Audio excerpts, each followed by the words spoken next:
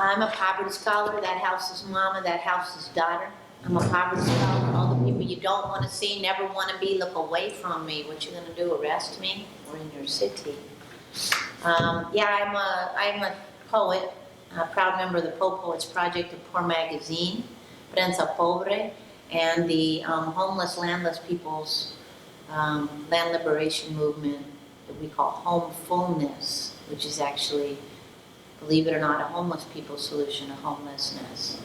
Building a self-determination, and in tandem with our brothers and sisters in the Zapatistas and Shackleton's Union in South Africa and Move Africa, Long Live John Africa. I'm only one small part of a whole we, and we practice that we very seriously as poor folks.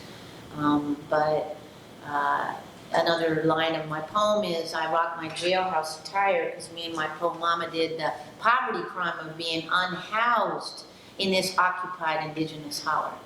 I spent most of my childhood houseless with my disabled mixed race mama. And that is not, those are words that easily slip out of my mouth, but actually are very, very serious and have extreme lasting trauma. And so for us to build something different is extremely urgent, but it's also urgent to be rooted in something that we poor people call poverty scholarships. We just let out our poor people textbook.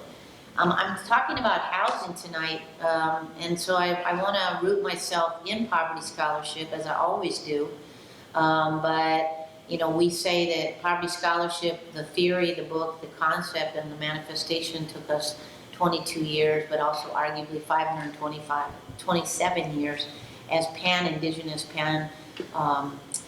pan-poor people to pull together, meaning that we always start, when we're talking about housing, by talking about the first form of displacement and gentrification. I don't know if this is going to go out in the world, but I say that a little different way, which is colonization. So if you're talking about housing, you have to talk about removal and genocide of First Peoples. To have those conversations not connected is more of the washed genocidal history of the U.S. So whenever I talk about housing, I talk about that because the exact same settler colonial laws that dictated the genocide of First Nations people of this land, and we're in the Bay Area, so that's Ohlone, Lishan people, who we are still here. Actually, one of many of our spirit guides and our spiritual leaders at Homefulness. But shout out to Karina Gold and many more folks. But when we talk about that, we have to realize that those same settler colonial laws that were in place to remove First Peoples are the same ones, but slightly tweaked, that are in place now to enable and promote the removal of poor people from housing. And so let's not get it twisted that these are new. There's absolutely nothing new under the settler colonial sun. So going fast forward and backwards all at the same time. In the taking of indigenous people's land by what I call the stealing fathers, not the founding fathers, you had a series of laws that first of all were set up from the get-up, would set up people to become incarcerated through paper laws and paper thefts. Setting up the poison that's called alcohol to then incarcerate people for being drunk, and on and on. So then you go fast forward maybe a few hundred years and you have the settlement houses and the ugly laws, which incarcerated every poor person they got. Now it was all poor people, mostly of course black and brown and women, but always anyone who was disabled and in public. The ugly laws, that's what they were specifically there for, to incarcerate people for being unsightly in public. Lest you think we don't have those now, we do. Those are the same laws that the sit-lie law and the stop and frisk and many of these broken mirror notions are, or broken window theories are all based on, actually, so they're not new.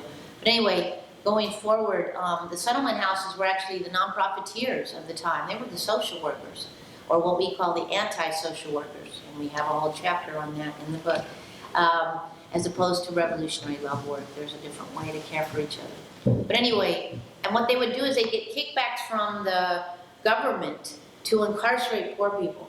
And in so doing, take them out of the housing market completely, right? Now we were jailing people and getting paid for it. Same thing now, except now it's called the shelter system. Let's get that clear. So then we're fast forwarding a little bit more into the New Deal. I was really interested in your talk. New Deal, you know, the noblesse oblige, wonderful FDR, whatever, extremely wealthy man, you know, kicking down a little bit so that this would not become a Marxist nation, basically. Any revolutionary knows that that's what was happening. It was 60% of the populace were about to, you know, vote that way. And so let's figure something out. Let's give the poor people a crumb or something. You know, so suddenly we have the New Deal, which was set up from the beginning again as a racist classist, what I call legislation, set up for white widows of war veterans, and they specifically named these in the legislations. Don't get it twisted in terms of the histories and the herstories of racism and classism. And so what would happen at that point is that the projects were built, right? The projects were originally inhabited by that class and race stratified group. But what of course happened is that a lot of poor people of all colors, and specifically poor women, were the ones who ended up really inhabiting these projects, right? But they were ghettos from the beginning, and they were intent on that. And so what happened is then when Moynihan came in with one swoop of his, you know, settler colonial pen, he codified black single mother-headed households as aberrant and pathological. At that point, and from then on, there was a trajectory to essentially destroy public housing. And I know I have only a little bit of time, so I want to get really clear. What had happened is people think that project housing, don't believe the politrickster cocktail. It had nothing to do with that being a bad place to live. Yeah, we were ghettoized, we were all put into one place. But what happened is the government systematically started to chip away at that New Deal. And in fact, what we have now is RAD, promoted by none other than politrickster Julian Castro, who's running for office and being groomed as the next Obamita. And basically, it absolutely got rid of all poor people housing. I'm talking for the poorest of the poor in the United States by selling the mortgages of project housing on the private commodities market. And so what you have now, and the reason that you have houseless people on the street, is not only the market push and the endless forces, which are a whole other talk I could go on another time, but you also have the destruction and dismantling of Section 8 and project housing intentionally so that you can make money, so that non-profiteers again in the 21st century can now make money on this private to public housing developments, as I call them. And so now you basically have mixed income housing, and that really includes 1% of poor people, and the rest can't get in. And there's a lot more to say, but I'll end there.